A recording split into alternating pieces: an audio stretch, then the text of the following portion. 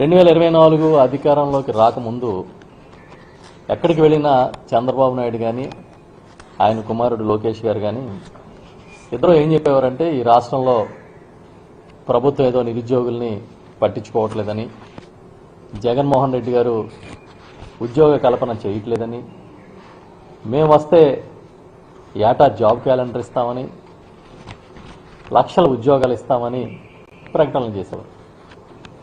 దానికి ఏదో యువగళం డిక్లరేషన్ అన్నట్టుగా పెద్ద ప్రచారం. మీకు తెలుసు కదా, ప్రచారంలో మన ముఖ్యమంత్రి చంద్రబాబు నాయుడు గారిని కొట్టేవాడే లేడు. ఆ రకంగా ప్రచారం చేసి సంవత్సరానికి 4 లక్షల ఉద్యోగాలు చొప్పున 5 ఏళ్లలో 20 లక్షల ఉద్యోగాలు కల్పిస్తామని ఒక పెద్ద హామీని ఇచ్చారు. తీరా అమల్లోకి వచ్చేటప్పటికి 2024 జూన్లోకి అధికారంలోకి వచ్చినప్పుడు జూన్లో ఆ సంవత్సరం అసలు జాబ్ క్యాలెండర్ మాటే మర్చిపోయారు. ప్రతి ఏటా జనవరి 1న ఇస్తాం అని చెప్పిన వాళ్ళు మొత్తం 2024 అధికారంలోకి వచ్చిన తర్వాత అసలు ఉద్యోగ కల్పన అనే అంశాన్నే మర్చిపోయి మళ్ళీ ఏదో మేము పెట్టుబడులు తెస్తున్నాం, లక్షల ఉద్యోగాలు వస్తాయి, అసలు మమ్మల్ని మించిన వాళ్ళు లేడని వాళ్ళ భుజాలు వాళ్లే చేర్చుకునే కార్యక్రమం జరిగేది. దీని మీద ప్రతిపక్షాలు గొంతెత్తడం, ప్రతిపక్ష పార్టీ గట్టిగా నిలదీయడం, ప్రజా సంఘాలు కూడా నిరుద్యోగులు కూడా విమర్శలు మొదలు పెట్టడంతో ఏదో 2025లో జనవరిలో జాబ్ క్యాలెండర్ ఇస్తామని ఒక మళ్ళీ అబద్ధపు హామీని ప్రచారం చేశారు, ఇవ్వలే. 2026 జనవరి 1న ఇస్తామన్నారు, ఇవ్వలేదు. దాని మీద విమర్శలు పెరిగే కొద్దీ ఇప్పుడు నేను ఉగాది నాడు జాబ్ క్యాలెండర్ రిలీజ్ చేస్తున్నట్టుగా ప్రకటన చేశారు. ఇంచుమించుగా 10,000 ఉద్యోగాలతో ఒక జాబ్ క్యాలెండర్ ఇస్తాం అని చెప్పి 10,060 ఉద్యోగాలతో ఒక జాబ్ క్యాలెండర్ను ఇస్తున్నట్టుగా వారు ప్రకటన చేయడం జరిగింది. ఇది కూడా వైఎస్ఆర్ పార్టీ చెప్తుంది ఒక దగ. మీరిచ్చే ఈ జాబ్ క్యాలెండర్ ప్రకటన కూడా దగాయే, నిరుద్యోగుల్ని దగా చేస్తున్నారు అని చెప్తున్నాం. ఎందుకంటే మీరు చెప్పిన ప్రకారం 4 లక్షల ఉద్యోగాలకు ఇవ్వాలి. మీరు అధికారంలోకి వచ్చినప్పటి నుంచి లెక్కలు తీస్తే ఉన్న లక్షలాది మంది ఉద్యోగుల్ని పీకేశారు, నిర్దాక్షిణ్యంగా తీసేశారు ఉద్యోగాలు. వాటితో పోలిస్తే ఇవాళ మీరు ఇచ్చిన ఈ 10,060 ఉద్యోగాల నోటిఫికేషను నామమాత్రం, ఇందులో ఏమీ డౌట్ లేదు. ఇప్పటికీ ఉగాది సభలోనూ జగన్మోహన్ రెడ్డి గారిని విమర్శిస్తూ పండగ పూట కూడా పాత పాటే అని మళ్ళీ జగన్ గారిని ఆడిపోచుకుంటూ ఏదో 19-24 మధ్య ఎవడూ పండగ చేసుకోలేదని మాట్లాడుతూ ఉన్నారు చంద్రబాబు నాయుడు గారు. ఎందుకంటే 2,70,000 కోట్ల పైచిలకు పేదల అకౌంట్లో వేసిన ముఖ్యమంత్రిగా జగన్మోహన్ రెడ్డి గారు రికార్డు సృష్టిస్తే ఆ రోజు పండక్కి 10 రూపాయలు ప్రతి ఒక్క కుటుంబంలో, పేద కుటుంబం చేతిలో ఉండేలాగా ఒక నిర్ణయం తీసుకుంటే ఆయనకి అది కనపడలే. అంటే పండగ అంటే వాళ్ళ ఇంట్లోనే జరిగితేనే పండగ, చంద్రబాబు చేసుకుంటేనే పండగ, ఆయనకి అధికారం ఉంటేనే పండగ.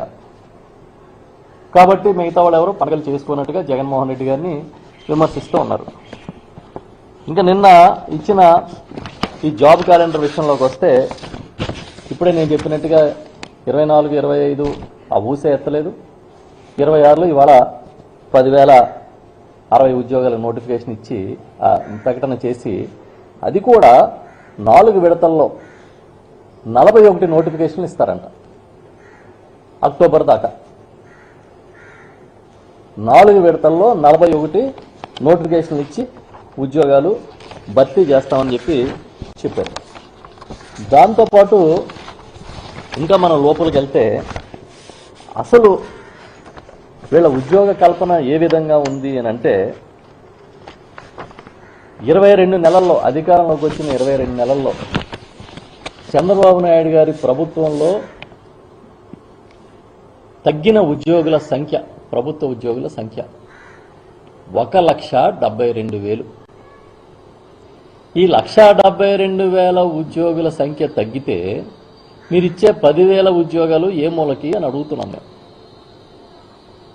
జగన్ గారి హయాంలో ఆయన ముఖ్యమంత్రిగా ఉండగా 2024 మార్చి నాటికి ఉద్యోగుల సంఖ్య ఈ రాష్ట్రంలో 11,79,000 మంది.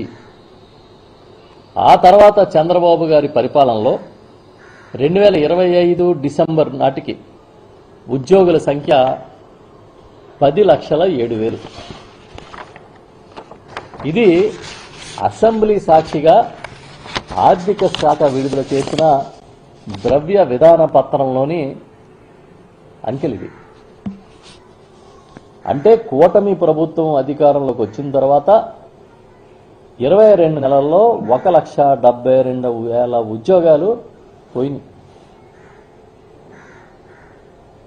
ఇంకా మీకు తెలుసు, ఆ రోజు ప్రజల వద్దకు పాలన అనే దానికి నిజమైన అర్థం చెప్తూ ఇంటికే ప్రజాసేవలు అందించాలి, పౌర సేవలు అందించాలని 2,66,000 మంది వాలంటీర్లను నియమిస్తే జగన్మోహన్ రెడ్డి గారు వాళ్ళందరి ఉద్యోగాలు కూడా చంద్రబాబు నాయుడు గారు వచ్చిన తర్వాత తన సహజ సిద్ధ ధోరణిలో తీసేశారు. ఇవి కాకుండా ఇంచుమించుగా ఈ అవుట్సోర్సింగ్ ఉద్యోగుల్ని తీసేశారు, కాంట్రాక్ట్ ఎంప్లాయీస్ని తీసేశారు, లిక్కర్ షాప్స్లో ప్రభుత్వం నిర్వహించిన లిక్కర్ షాప్స్లో ఎంప్లాయీస్ని తీసేశారు.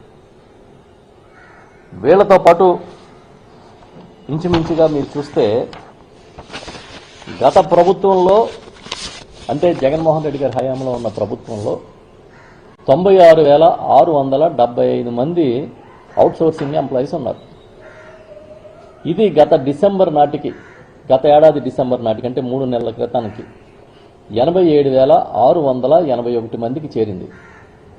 అంటే 9,000 మంది అవుట్సోర్సింగ్ ఉద్యోగుల్ని నిర్దాక్షిణ్యంగా ఉద్యోగంలోంచి చంద్రబాబు నాయుడు ప్రభుత్వం తీసేసింది. ఇవి కాకుండా జిల్లా పరిషత్తుల్లోనూ, స్థానిక సంస్థల్లోనూ, మున్సిపాలిటీల్లోనూ, ఇవే కాకుండా ఇంచుమించుగా ఫీల్డ్ అసిస్టెంట్స్ వరకు ఉన్న చాలామందిని అవుట్సోర్సింగ్లోనూ కాంట్రాక్ట్లోనూ పనిచేస్తున్న ఉద్యోగుల్ని నిర్దాక్షిణ్యంగా వెళ్ళగొట్టారు. ఇంచుమించుగా ఇవాళ మనం చూసుకుంటే లక్షల్లో ఉద్యోగాలు పీకేసి 10,000 మందికి ఇవాళ జాబ్ క్యాలెండర్ ఇచ్చి పండుగ చేసుకోమంటున్నారు ఆయన. పీకేసినేమో లక్షల ఉద్యోగాలు ఇచ్చినవి 10, ఇచ్చేవి 10,000. అవి కూడా ఇస్తారో లేదో, నోటిఫికేషన్లు ఏ రూపంలో వస్తాయో ఎవరికీ తెలియదు. కానీ ఆయన ఏం చెప్తున్నాడు, పండుగ చేసుకోమంటున్నాడు.